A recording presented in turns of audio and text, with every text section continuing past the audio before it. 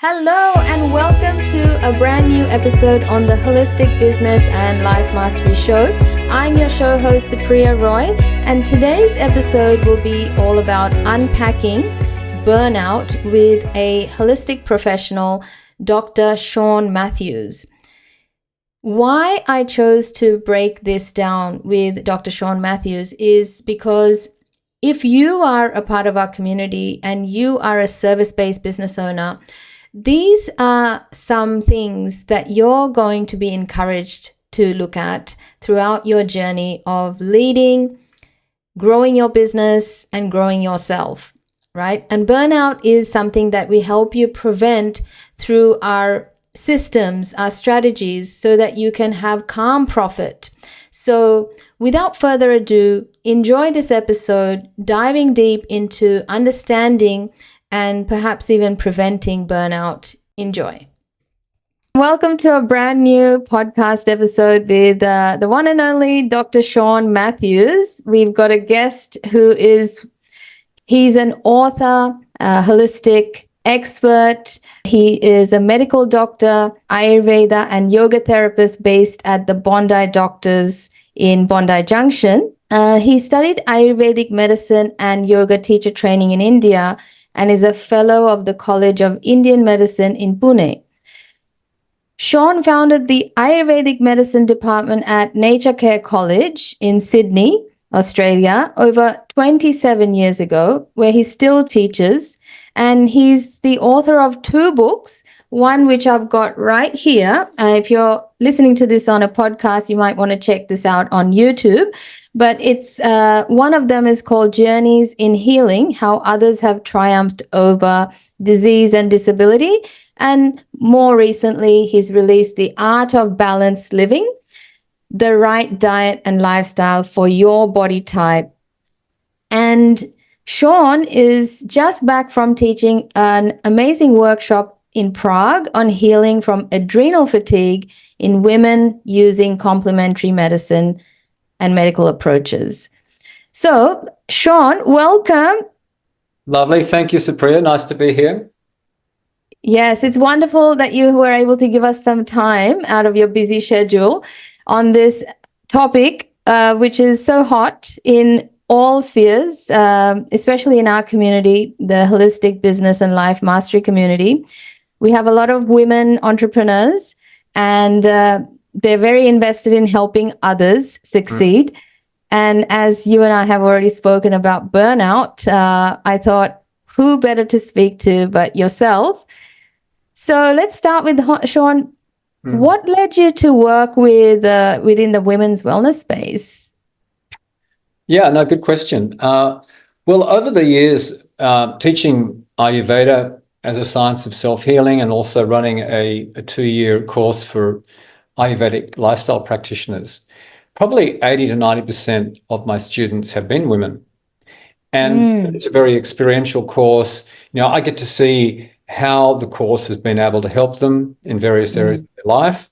And one of the things that really struck me over time, and this is, I think, quite a societal, if you like, problem, is that, you know, women now have to go through, you know, are going through the experience of having children, through their pregnancy, often, you know, sometimes a difficult labor.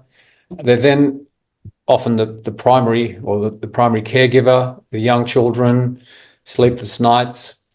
And then oftentimes they're required or they need to get back to work, to pay bills, mortgages, whatever. And then they're back at work juggling all of that. And what I see in my medical practice and through the experience of my students is the level of depletion that is the toll it's taken through all of those life events and the level of depletion that creates, and how oftentimes they're not able to redress that level of depletion. And so for me as a clinician, you know, what I see is that depletion is often making them more predisposed to getting chronic illness later in life, whether it's, you know, digestive issues, musculoskeletal, endocrine, you know, hormonal.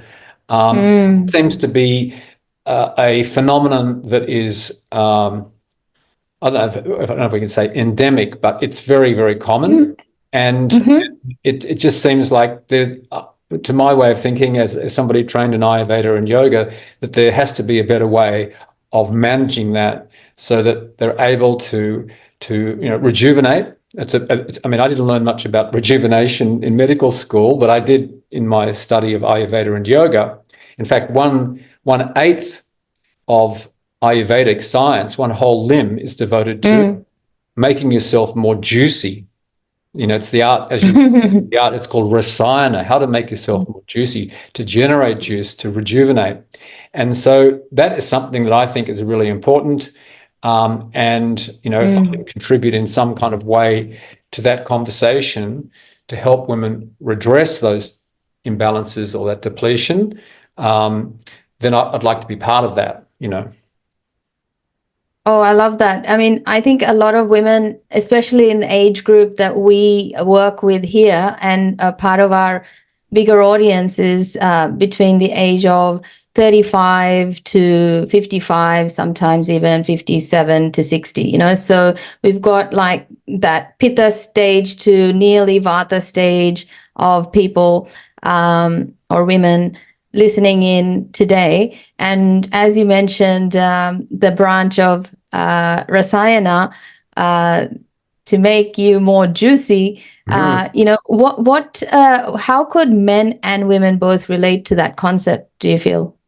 What's the more, what are you talking about there? Okay, that's a good question. I think when you're feeling juicy, there's a lovely enthusiasm about life. You've got energy to enjoy all of your life, a bit of energy to burn, to be more playful, and that reflects in your physical health as well as your mental and emotional health. So for me, it's like having energy, it's having enthusiasm, it's looking forward to your life, even going as far as really feeling blessed by what you have and the ability to be able to, live a life well lived, I guess. So, that juiciness, is when you've got that juiciness, those things are all there for you, which is it's such a good way to put it, because in this modern lifestyle that we all live, we love living this modern lifestyle, plus it comes with so many drying impacts, right? Like we spend so much time in front of the screens, and we do so many things that are non-juicy, even your general workout regimes at the gym, or if you're looking at working on your fitness to generate more energy, it can also be somewhat detrimental to remaining energized to do other things. So there's lots of things that I want to unpack with you over there. Just to come in on that, Supriya, you mentioned about the drying aspects of live, and we're racing around. We're interacting a lot with technology, a lot of screen time, the pace of life, and so that's that aggravates Vata dosha, or the wind dosha. And the cardinal quality, or one of the cardinal qualities of that, is dryness. And dryness ages us more quickly. So, as you say, juiciness is like the opposite of that, of getting that the fluid back, and the juiciness that comes with that, both physically in terms of looking after our organ systems, but also emotionally and mentally. So I'm just agreeing with you, basically. No, I love it. Thank you. Exactly. It's just so relatable. I'm guessing everyone listening in also can relate to this, because we're constantly dealing with, roadblocks on consistent growth, on consistent development of anything. If you're trying to build anything, everyone's got some sort of a limit to performance, and that performance, you can look at it this way, am I feeling enthusiastic still, or is it, feeling like it's taxing me of this, this enthusiasm? So let's unpack it a little bit. We were going to unpack burnout, and I think this is so in line with that topic. So how do you explain burnout? Yeah. Okay, so I'm going to start with just a very generic sort of statement. Yeah. And that would be that, it's a state of, physical, emotional, mental exhaustion that comes from prolonged stress. So having said that basic statement, what I notice is that, we're all individuals, and how that's going to present from one person to another can be very different. And that's what Ayurveda really speaks to, is that we are individuals. Any treatment is going to be offered to the individual rather than a generic, broad spectrum kind of approach. But for me, the key is to have a holistic approach. So we're looking, another word that I really love, which goes with juiciness, is what nourishes me. Yeah. Nourishes me in terms of physically, in terms of the food that I eat, how I spend my day in terms of exercise or having quality time with myself, things that nourish me.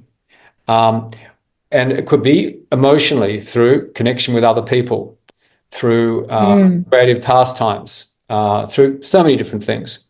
So we look in that sort of holistic way, physically, mentally, we could say mentally, emotionally, and even spiritually, so that hopefully I'm sort of learning through all of this. I'm not just seeing it as something that's been thrown at me by a very unkind universe, that somehow I can learn from these challenges and grow and develop as a person through that. And, as you mentioned in the introduction, my first book was called The Gift of Illness. And that came from, I did 8 fairly in-depth interviews for people who had chronic illnesses. And of those 8 people, 5 actually said, this illness has been a gift. Not a gift, but a profound gift in terms of, like a catalyst for growth and, developing myself and my, capacity in life. So good.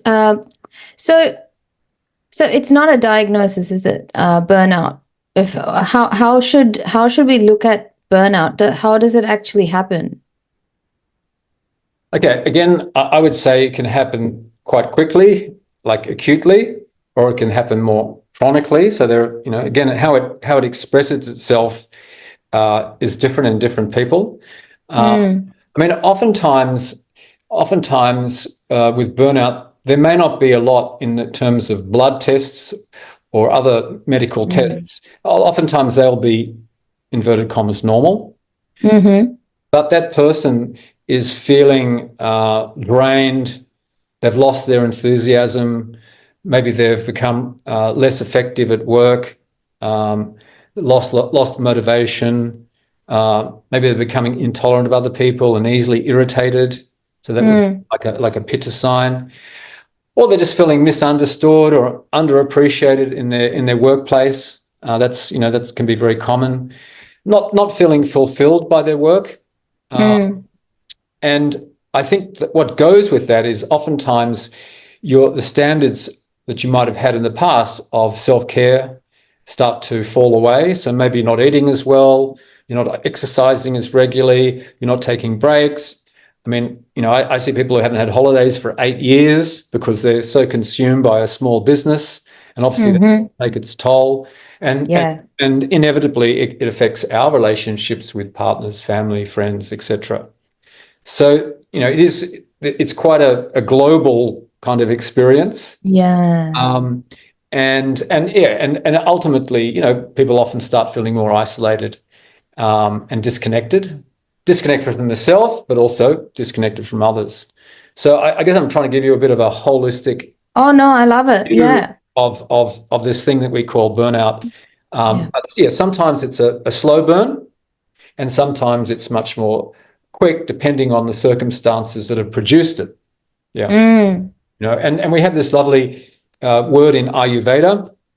I'm going to bring in a few concepts from Ayurveda just to show you how much depth there is to that tradition. But we have this idea of a yukti. It's Y-U-K-T-I.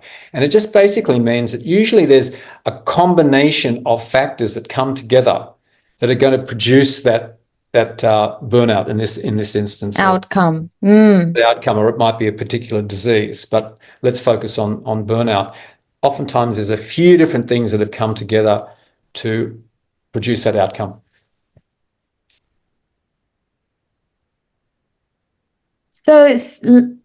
So what happens if it's left unchecked, right?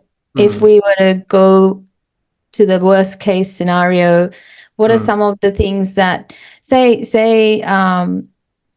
I mean, some people are really quick to respond to not feeling happy with their life and not feeling happy with their relationships, feeling irritable. With time we get wiser. With time we can see that, it's affecting our decision making, it's affecting our day-to-day interactions with work and everything else. And we can check that and we can remedy that.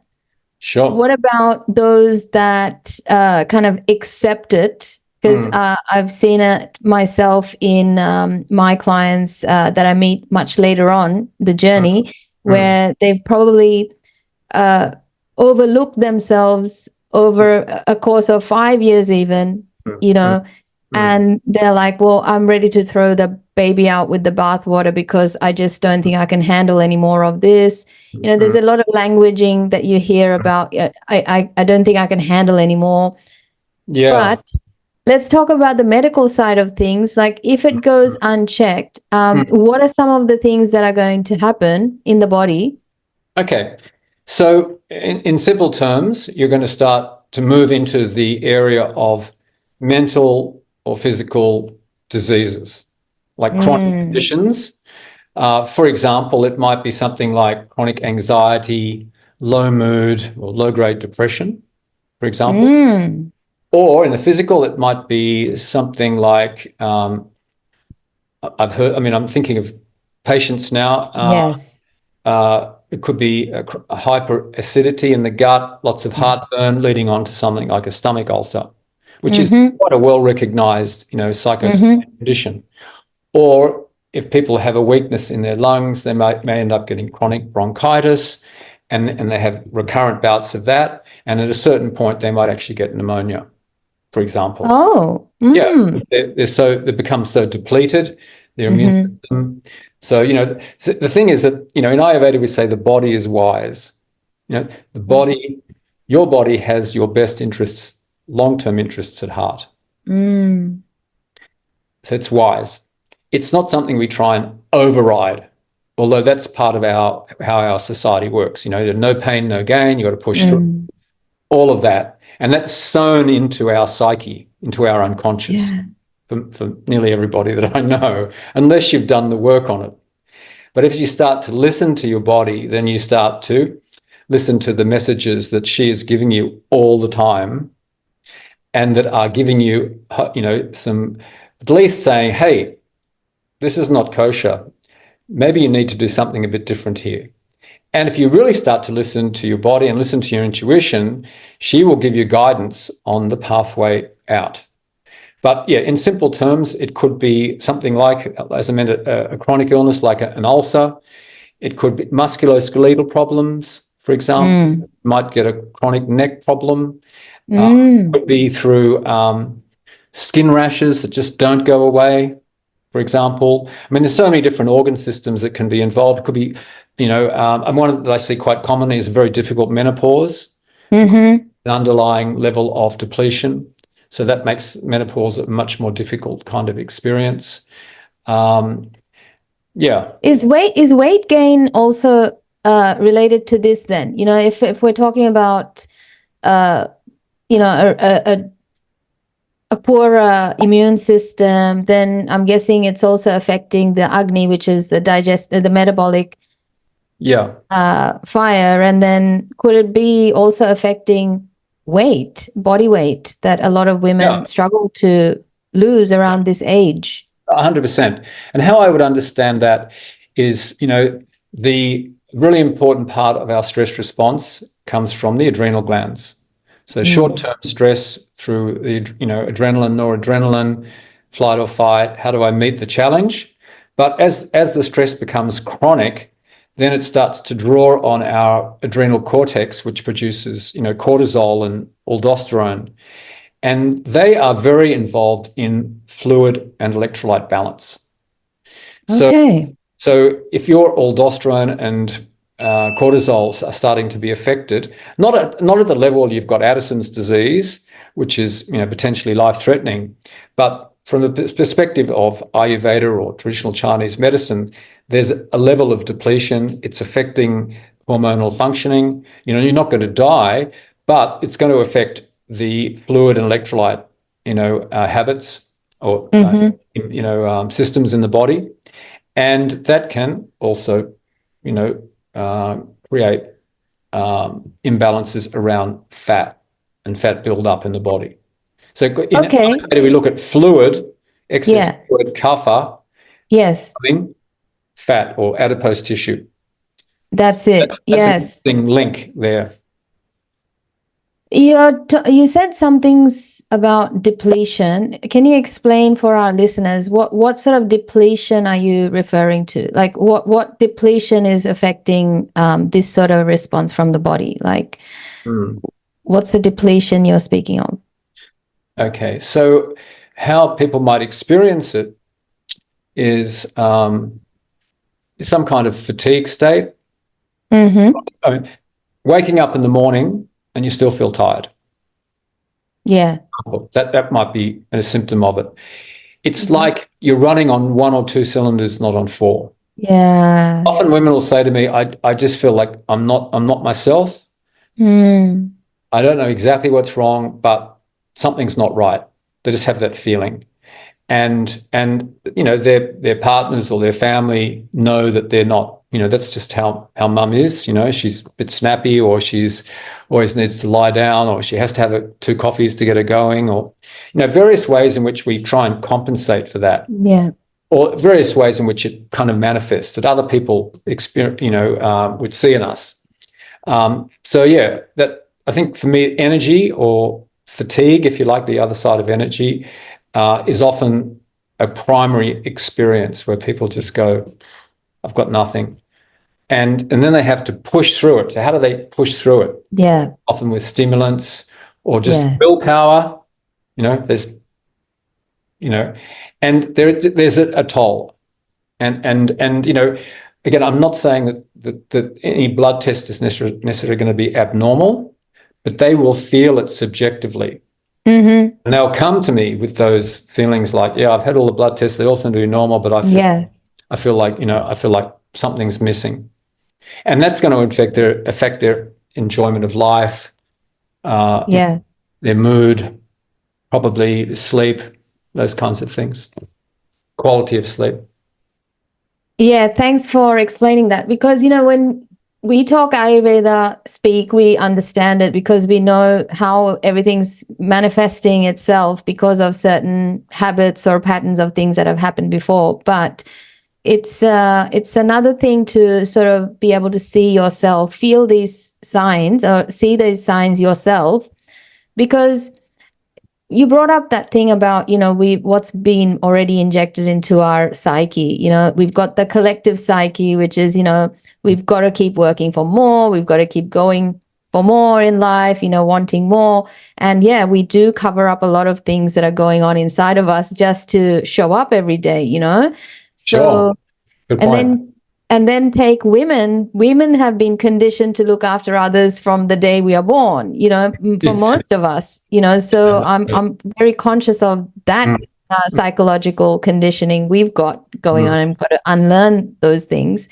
Yeah. So when you talk about depletion, and what you started off this chat with, where women go through so many stages of life, which depletes them of their energy, and then if it goes untreated or unrecognized, then could that contribute to this depletion as well? Yeah, no, 100%. It's if we're not aware, and as you're saying, there is kind of like for many people, and as you say, it's sewn into our unconscious. It's a societal thing. And that's like a level of disconnect. And how I experience that, it's quite interesting. I teach a lot of meditation in my practice, and I teach a lying down practice, a bit like a yoga nidra.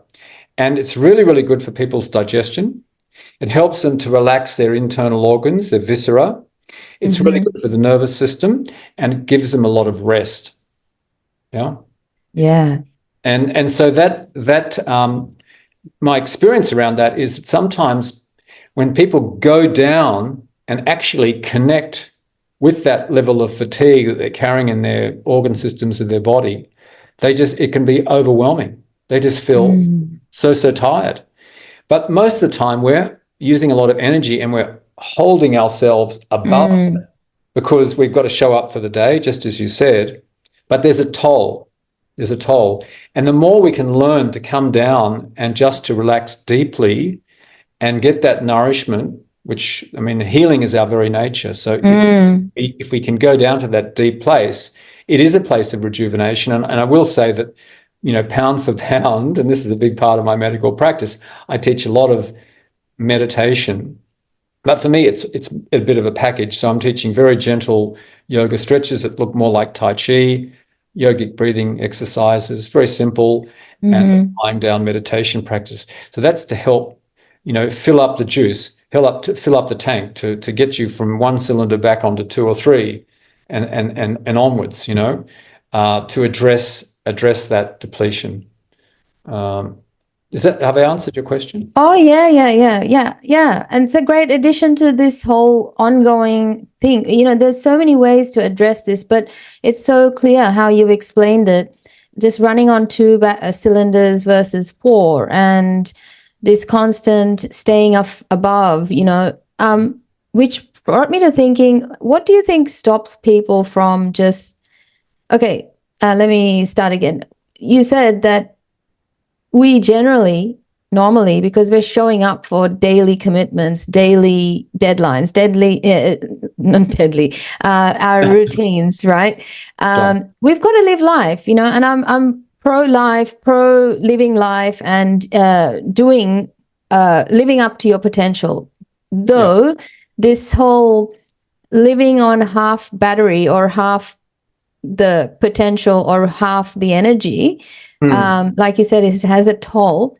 What actually stops us? What have you noticed in your clients? What actually stops us from just going, you know what, as much as I'd like to give to the world, I should also recharge myself, give to me. What actually stops us from doing that? Okay, so I'm going to answer your question with some case histories. Yeah. Some of the most difficult patients to work with are mothers. Ah? So they come in to me and they're feeling like they're running on 1 cylinder, not 4, or they just know that something's wrong, or they're just, you know, irritable, snappy, whatever. And, you know, what I find is we'll do some practices, we'll address the fact that they need to, you know, have a bit more quality time for themselves, maybe practice some meditation, engage in some level of self-care. And oftentimes I'll come back and see them after 2 weeks and not much has happened. And because they're so other-focused, more likely to look after their children and their partners than themselves. And I have to have a very serious conversation with them. And my conversation with them goes something like this. Yeah. If you won't look after yourself, right, for yourself, then I'm going to suggest you would do well to look after yourself for your children. Otherwise, they're going to have the same issues that you've got when they're your age. And that's not something passed on to them. So I have to get out the gloves for that. No, one. that is actually, that's a very, very meaningful thing you say. Okay, tell us why you say that. What do you mean by, if you don't look after yourself, you will pass that on to your children? What is that about? What do you mean by that? All right. I mean, for example, I remember a story about a mother, and she was in Mumbai, and she learnt transcendental meditation. And twice a day, she'd go into a room by herself. And like she was a busy mother, she had a few children, and she'd sit in the room and she would meditate. And very sweetly, her daughter sat outside the room and didn't let anybody come in, well, because mummy was meditating. So twice a day, she'd have quality time for herself to meditate, not to run around and look after the kids or the household or just for herself. But she's giving the message to her daughter, mummy knows how to look after herself.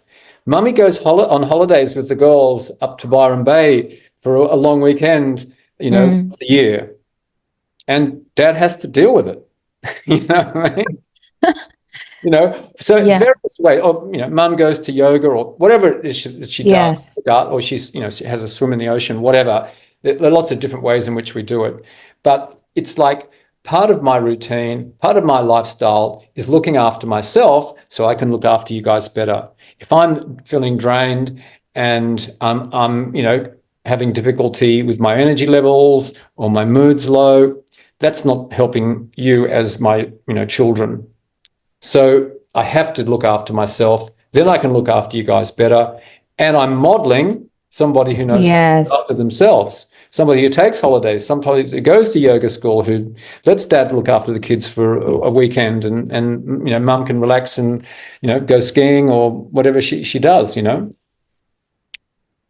That's awesome. So good. I mean, that is exactly why it's so important that we do the things that we need to for ourselves first. And, you've heard that saying, right? That if the aeroplane's crashing, the first person to get the gas mask should be you if you want to save anyone. Yeah. That's a good metaphor. And I guess the other thing I wanted to touch on, and I'm drawing from some of these beautiful concepts that I mentioned to you in my email from Ayurveda. Yeah. And, Ayurveda is about living a life well lived so that you have no regrets at the end of the day. And Ayurveda brings these beautiful 4 distinctions of dharma, artha, kama, moksha. So dharma is your personal livelihood. It's like finding out where your little thread fits into the overall tapestry of life. And so by doing those things that really are satisfying at a deep level for you, whether it's in your work or in your family life or in voluntary work, that's a really important part of your expression, and it's valued by other people around you. And so it comes back to you as well because it is valued. So as you start to live in line with your dharma, then your prana, your life force, gets stronger because you're getting nourishment from outside. You're giving out, but it's coming back. It's like a two-way kind of street. And the advantage of that is, once you're starting to align with that, and for me, that means living a life that's in line with your core values. So that's really important. If you hate your job, then that's going to have an effect on your prana, your life force, on your energy levels. Maybe you need to work less, or maybe you need to change your job, or maybe you just need to have a shift in your attitude to your job. I mean, there's various ways in which we need to kind of work with this so that, we're starting to get more of our energy. And, I've said this to many of my patients, but sometimes I meet people who I just feel like they're riding the wave to the beach. They've got the forces with them. They've got that energy because they're doing something that is deeply close to their heart. It's part of their self-expression. Yeah. And so their energy flows. So that, just to do that, and that's a process. I'm not saying it's an easy thing to do. It's a process. But as you start to line up more and more with that, the benefits for your health are incredible. Health, physical, emotional, mental. I couldn't agree with you more there. I feel core values, if we don't live by them, that's also, I feel, is a contributor to burning out in your day-to-day living, right? So on the emotional side of things, and then it leads to the physical changes. So we were talking about women a lot. What about the men? Does it show up in men at all, or are men not susceptible to burning out? No, no, I know it's a absolutely. silly question. No, no, no. I mean, I would say that probably, yes, they are definitely are susceptible to burning out. They might do it in slightly different ways. Mm, Again, it might present more through it might present more mentally, or it might present yeah. physically. I think probably, and this is a bit of a generalization, but I think men often somatize more, which means it's more likely to present as a physical kind of problem.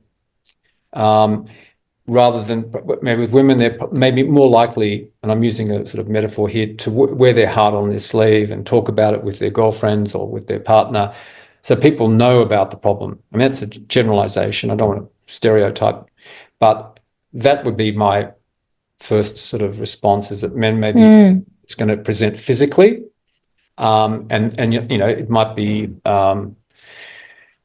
be through you know, musculoskeletal problem, or as I mentioned, a digestive problem, an ulcer. yeah. I mean, there's a lot of well-recognized psychosomatic illnesses, Crohn's disease, asthma, things like that, peptic ulceration. I mean, they're further down the track. Mm. But yeah, I would say present more physically. Can we go a bit like just a level deeper than that?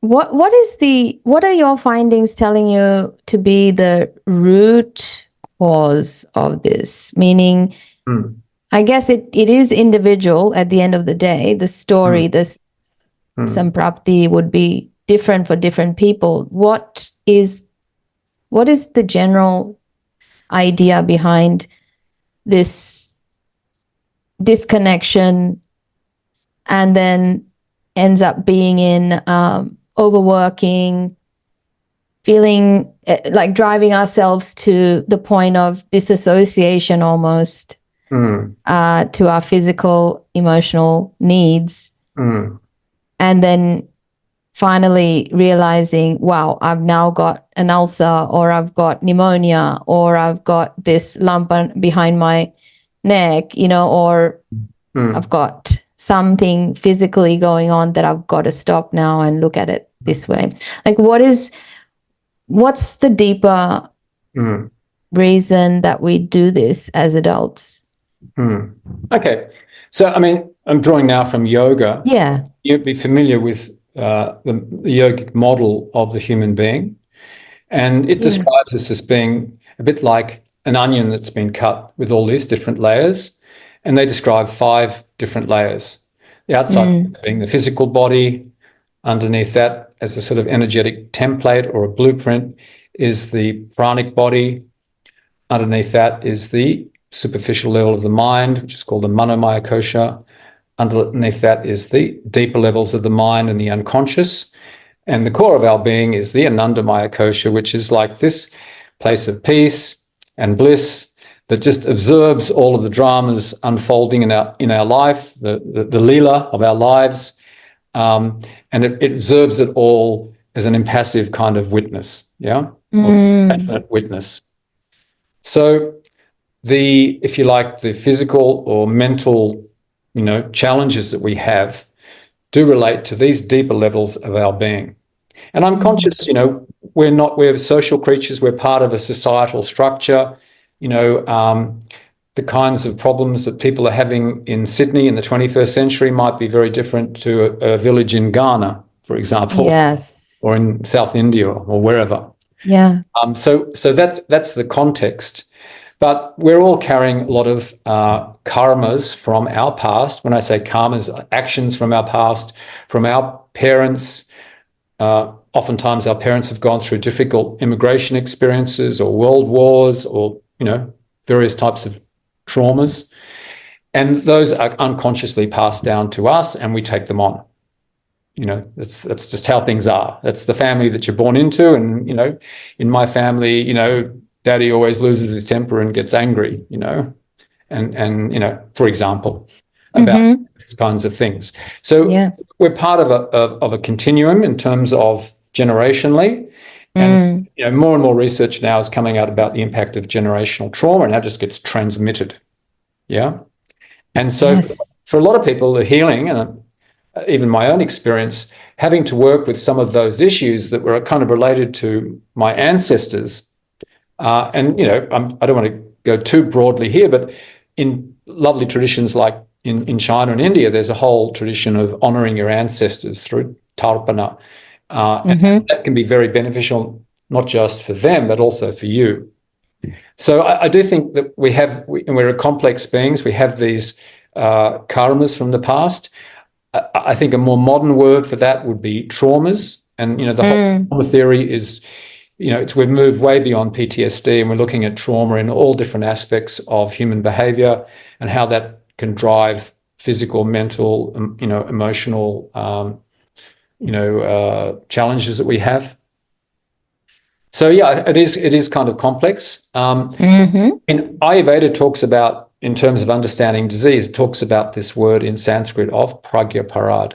So pragya parad, my translation is crimes against the wisdom of your body. So there is this incredible intelligence that we have, and it's designed just for you. And as you start to tune into it and cultivate a relationship with it, it can give you guidance on all sorts of things.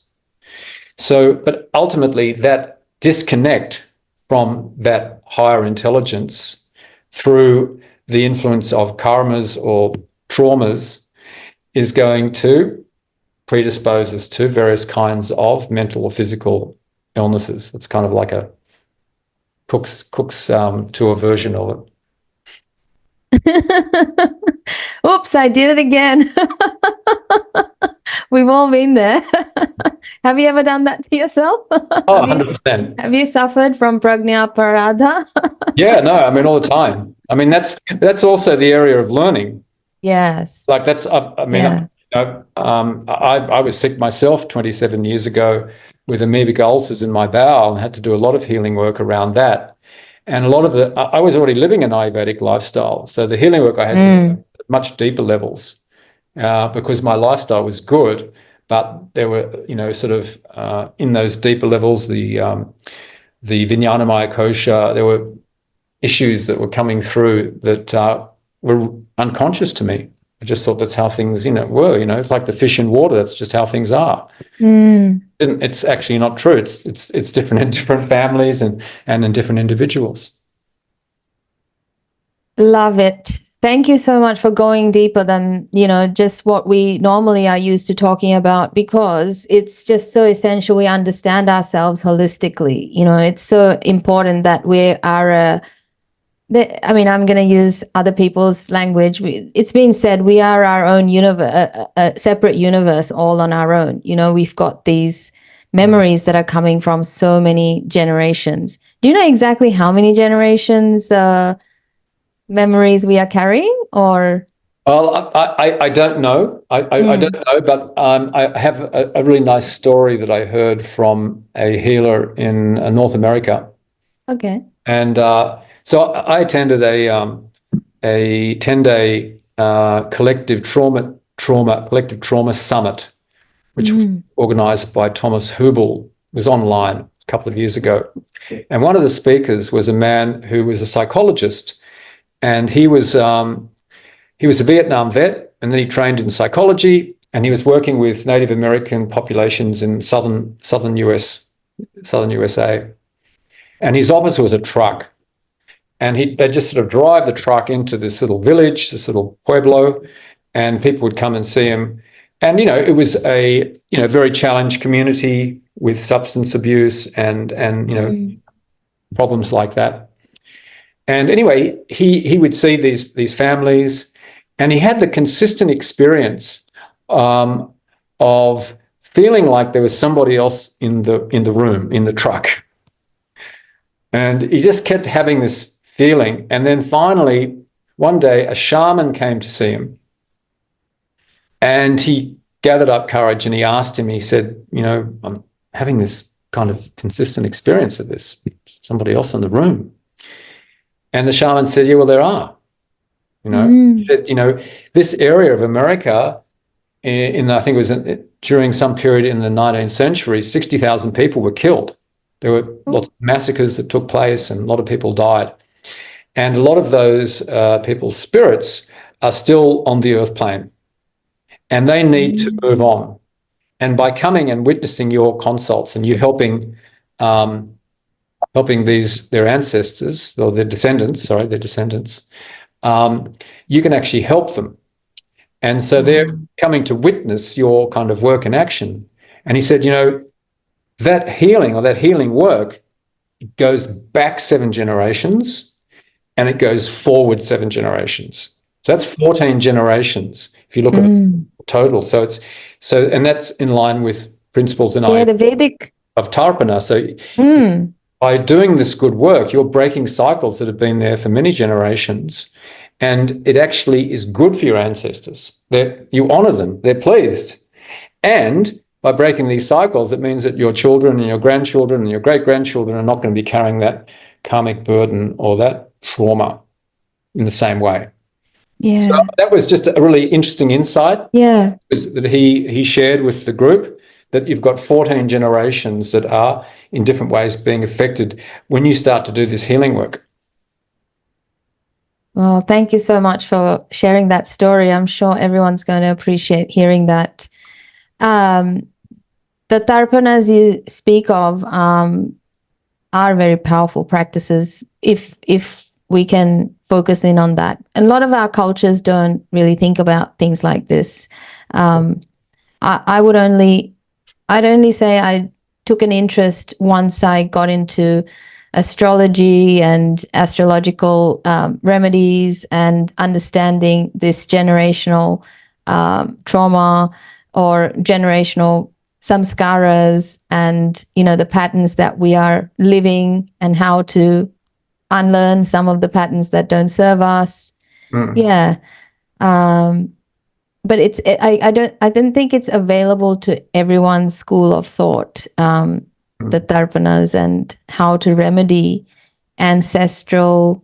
I mean, there's good and bad, isn't there? There's gifts as well as unconscious things that we need to be conscious of that are influencing our life today. Like you said, if it is true that we are remedying 7 past lives, then I would love to unpack this at another time, actually, because I think there's a lot of things you have learned through your clients and patients, and there's a lot we could uncover with more questions. Would you be open to discussing it at another time? Yeah, absolutely. Yeah. I'm very happy to talk about Ayurveda, yoga, and science, and how to sort of, bring them into a modern context. Because a lot of people, they are quite alien. I mean, I'm lucky in the sense that I've lived in India for quite a long time, amongst communities where this is just sort of bread and butter stuff. And as you know, in India, it's so revered. And then you come here and it's almost the opposite. I mean, obviously there are people who do actually get a lot from it. But yeah, very happy to talk about it and how you can sort of bring these ancient sciences and the essences of them into a modern contemporary context. I mean, that's my kind of job as an educator, is like, okay, you can't take it out of ancient India and expect it to work in Sydney in the 21st century in the same way. It just doesn't work like that. And the Ayurvedic texts say it needs to be modified for time and context. Where, I mean, within this continent, we have this extraordinary tradition of indigenous medicines. And it's interesting because a lot of them are very, very aligned with Ayurvedic principles, and even the same herbs are used, for example. And happily, a couple of weeks ago, I was at the National Institute of Complementary Medicine, which is part of the University of Western Sydney and the Westmead campus. And they now have a professor, a chair in Chinese medicine and in Ayurveda, and they're also doing research into indigenous medicines from this continent. So I do feel like the paradigms are starting to shift and open up and become much broader, rather than a sort of more narrow kind of approach. Yeah, at least to be able to speak about these things with a professional that can open our minds up to the possibility of other causes, other causes that may not be so obvious to the general way of looking at things as to the cause of things, the causative factors that, just because, or even actually, let's work with this case study that I was going to share with you. Let's just a case of a typical client that walks in through our doors. So it's a woman, and they're in their early 40s. They've got a very young family, and they've got a small business to run, family of 2 children, husband, with some extended family living with them. So if they're living a conscious life, conscious being that they're conscious of their health, they do their regular checkups and everything like that, has high standards, whether it comes to food and lifestyle, choices of company they keep, and having aspirations in life, not just coasting and doing the bare minimum. They're not very, I wouldn't say they're very spiritual. These client groups, they're not very spiritual, so to speak, but they are very grounded people that are very concerned with living dharma, living their dharma, their true purpose. They get a lot of joy out of serving. They've got a service mindset and service heart. And then given with what we've been talking about today, everything that you've said, the women's mindset, the women's role in the family and the workplace and everywhere, and what they sort of do naturally is, neglect themselves and everything. I think talking about the other causes like we've just touched on today, which I would love to unpack another time, which is, the intergenerational, if you want to call it trauma, or just passed on karma, patterns of, psychology, thoughts, and turning into actions and habits and behaviors.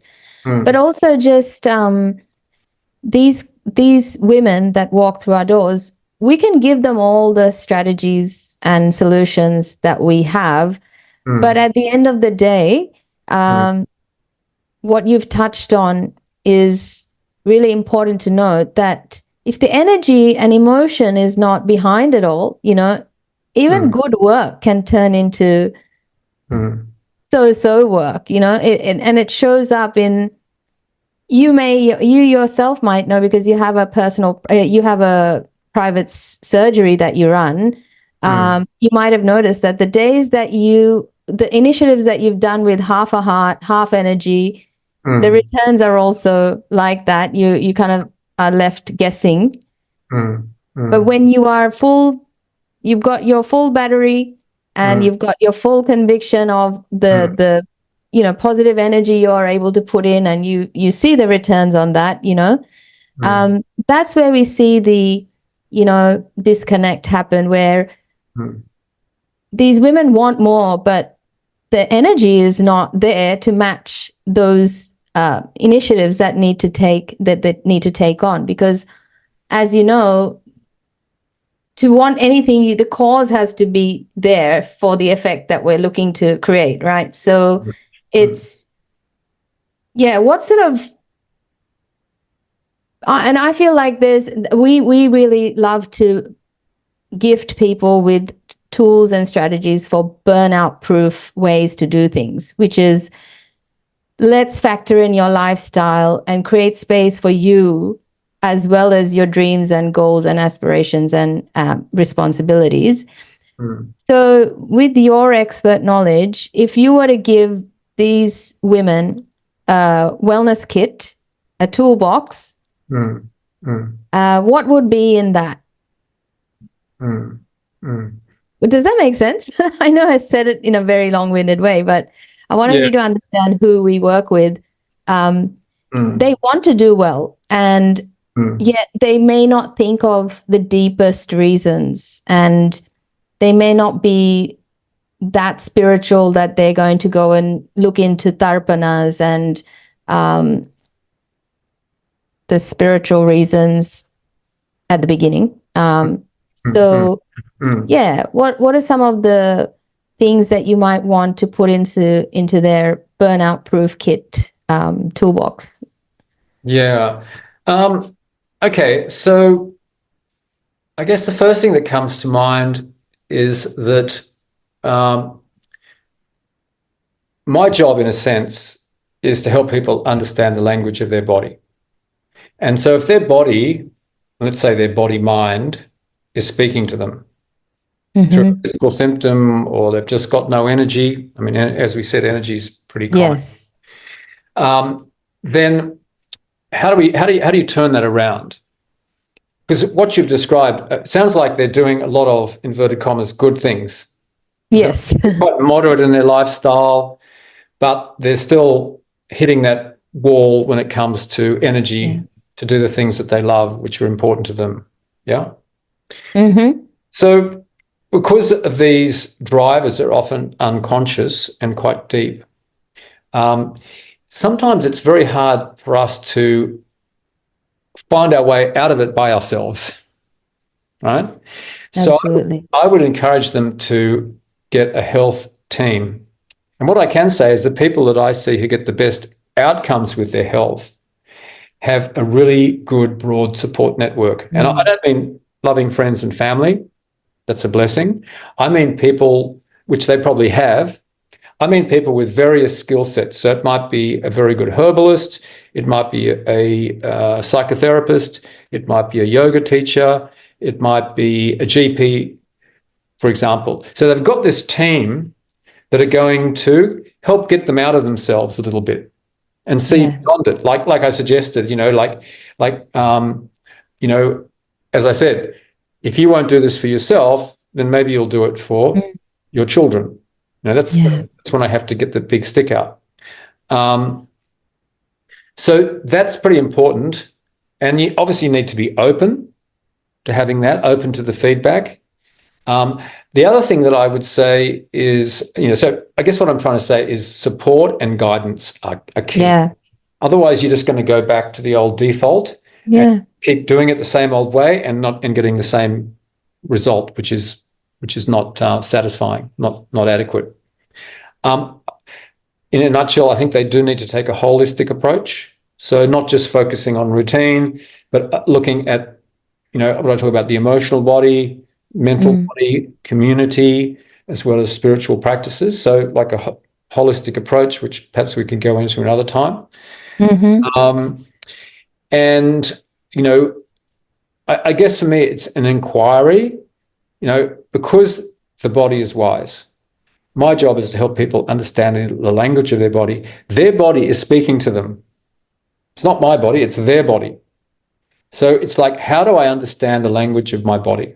And that's where practitioners, whether it's a kinesiologist or, a psychotherapist, can help you in that inquiry as you go deeper into yourself. And you might think, gee, I've got some stuff here coming from my past, from my ancestors, that's really limiting me. Your job is to serve. And as we discussed, that you can't look after yourself. You have to look after other people. That's so that might be deeply sewn into their unconscious. Do you know what I mean? Yeah. It's for me, it's an inquiry, and it needs to be something that you put quite a lot of time and energy into. Using your intuition. I mean, that's the thing. I mean, I think if you really listen to your intuition, and I guess we could talk about how do you cultivate a relationship with your intuition. But if you start to listen to your intuition, she will give you the guidance that you need, with the help of these other practitioners. So we talked before the podcast about developing both external resources, but also how do I develop those internal resources where I can see what I might be doing unconsciously, which is limiting me. I mean, not trivial, but an example might be, I'm not very good at saying no. Well, if I can't say no, that's going to impact my life in a big way. So, so learning how to say no. How do I say no when, people have needs around me? How do I do that? Absolutely. Or how do I address my perfectionism? That's something we haven't talked about. But oftentimes perfectionism drives a lot of the pressure that people put on them. They've got this little on their shoulder going, you can do better. Why didn't you do this? Da, da, da, da. There's little voices. So how do you unpack your perfectionism? How do you get beyond that? Right? It might be something you might take to a psychotherapist, for example, Or a coach, or a life coach. Holistic Ayurvedic life coach. So again, it's very different for each individual. The particular learning, if life is about learning, it's about many things, but learning is one of them. Then how can I learn from this situation that life has presented me with? One of my colleagues, Supriya King, she talks about the 4 Ds, which are death, divorce, disease, and debt. So sooner or later, those 4 Ds, one of them is going to come up in your life, or a combination of them. How do I deal with that? How do I deal with the fact that I seem to be chronically in debt? Like, what's that about?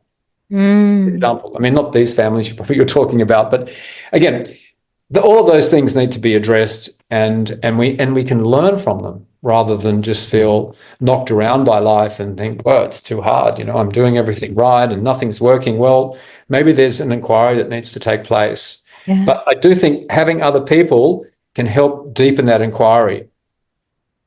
So good. So what we took away with that is 5 things you're putting inside this toolbox is... Well, first of all, need to have let's say a holistic approach. Yes. With a broad support network. I think it's certainly powerful, personally, to cultivate a relationship with your intuition. Yeah. And to see it as an opportunity for learning. Not like, oh, woe is me, and I'm doing the right things and nothing's... Or feeling like a failure and going into your automatic habits like perfectionism and needing to be the best and needing to be this and that, right? Sure. I mean, as you say, they're self-imposed. Yes. Now, you may think, if you're a perfectionist, you've been a perfectionist for a long time. Yeah, it's happened pretty early in life. You just say how I'm going to deal with stuff. And so it's just your second nature. It's like, that's how I do life. So to unpack that, you're going to need some help. Exactly. Yes. And I'm not saying that's an easy journey, but it can be incredibly rewarding. And and it may actually just be like a key to help you, unlock whatever it is that's blocking you. Yeah, exactly. It's been such an hour of powerful insights and guidance, Shaun. Thank you so much for sharing your knowledge and passion, and it really came through. I'm sure everyone that's going to listen to this is going to play it again. There's so many golden nuggets in there. Anything else that you want to add to everything we've discussed? One thing that just comes to mind, is that, I've sort of brought up a lot of different things in this talk. I think to get good reading material can be profound. I think my book can be a useful starting point, because a lot of what we've talked about today is in my book. It goes way beyond just understanding your body type. It looks at how to look after your body, mind, and spirit. It also looks at spiritual practices that can help you go deeper, as well as a whole chapter on rejuvenation. So, just to have some time to mull it over, reflect on it. I think journaling, I'm actually a big journaler. I find journaling, just getting it out of your head, is really a powerful thing, onto some paper, even if it's just like you're emotionally vomiting onto the onto the paper.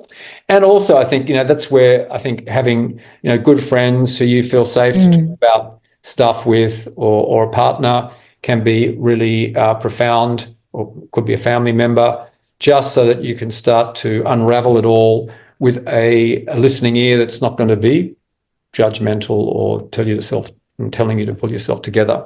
So that they can really support this whole process that we've been talking about. Yeah, that sounds lovely. I will put your book's link and details in the description section. Everyone listening in, I will put Shaun's website, which is www.ayurvedichealing.com.au. All the details will be put down inside the description box. You can work with him directly as well. He's at the Bondi Junction, Bondi Road Doctors. He's there a couple of days, is it? 2 days a week. And that's in Sydney, Australia. For those of you wanting e-consultations, that's also available, I think, isn't it? E-consultations, yeah, for sure. Yeah, so if you're not in Sydney, Australia, and you want to talk to Shaun privately, you can go to the website and book in a consultation online, which is great. But I would love to invite you back for a couple more and share more with our listeners on a couple more topics that came up here in today's chat, if you're open to it. Yeah, 100%.